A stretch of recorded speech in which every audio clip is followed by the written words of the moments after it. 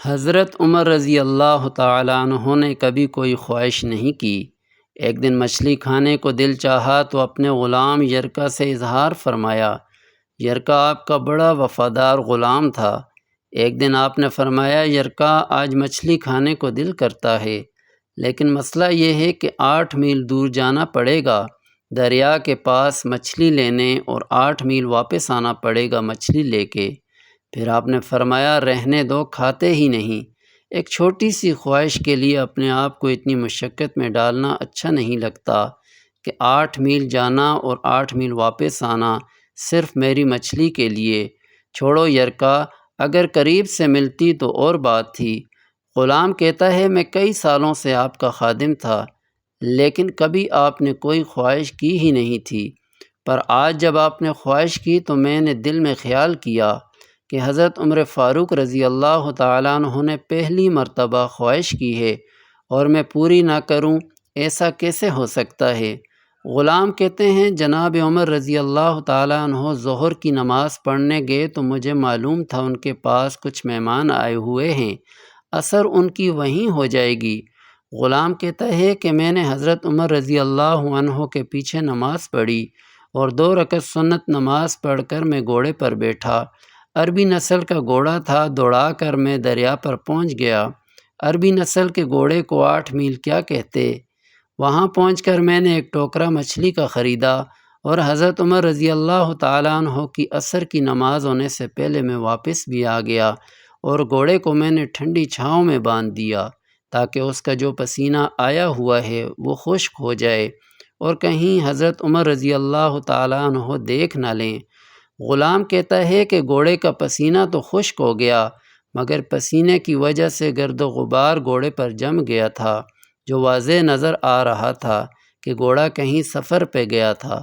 پھر میں نے سوچا کہ حضرت عمر فاروق رضی اللہ تعالیٰ عنہ دیکھ نہ لیں، پھر میں جلدی سے گھوڑے کو کنویں پر لے گیا اور اسے جلدی سے غسل کرایا اور اسے لا کر چھاؤں میں باندھ دیا۔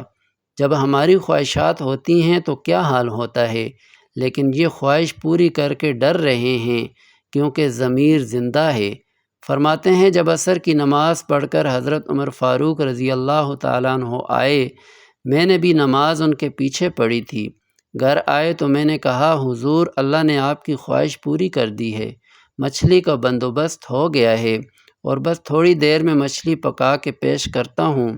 کہتا ہے، میں نے یہ لفظ کہے تو جناب عمر فاروق رضی اللہ عنہ اٹھے اور گھوڑے کے پاس چلے گئے، گھوڑے کی پشت پر ہاتھ پھیرا، اس کی ٹانگوں پر ہاتھ پھیرا اور پھر اس کے کانوں کے پاس گئے اور گھوڑے کا پھر ایک کان اٹھایا اور کہنے لگے، یرکا، تو نے سارا گھوڑا تو دھو لیا، لیکن کانوں کے پیچھے سے پسینہ صاف کرنا تجھے یاد ہی نہیں رہا، اور یہاں تو پانی ڈالنا بھول گیا۔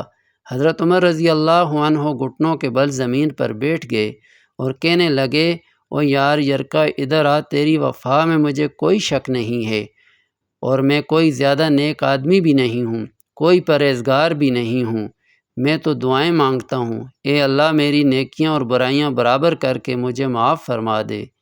میں نے کوئی زیادہ تقوی اختیار نہیں کیا، اور بات کو جاری رکھتے ہوئے فرمانے لگے، یار ایک بات تو بتا، اگر یہ گھوڑا قیامت کے دن اللہ کی بارگاہ میں فریاد کرے کہ یا اللہ، عمر نے مجھے اپنی ایک خواہش پوری کرنے کے لیے 16 میل کا سفر طے کرایا، اے اللہ میں جانور تھا، بے زبان تھا، 16 میل کا سفر ایک خواہش پوری کرنے کے لیے، تو پھر یرکا تو بتا، میرے جیسا وجود کا کمزور آدمی مالک کے حضور گھوڑے کے سوال کا جواب کیسے دے گا؟ یرکا کہتا ہے، میں اپنے باپ کے فوت ہونے پر اتنا نہیں رویا تھا جتنے آج رویا۔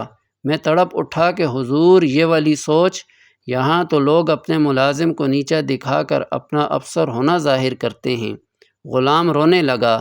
حضرت عمر رضی اللہ تعالیٰ عنہ کہنے لگے، اب اس طرح کر، گھوڑے کو تھوڑا چارہ اضافی ڈال دے، اور یہ جو مچھلی لے کر آئے ہو اسے مدینہ کے غریب گھروں میں تقسیم کر دو، اور انہیں یہ مچھلی دے کر کہنا کہ تیری بخشش کی بھی دعا کریں اور عمر کی معافی کی بھی دعا کریں۔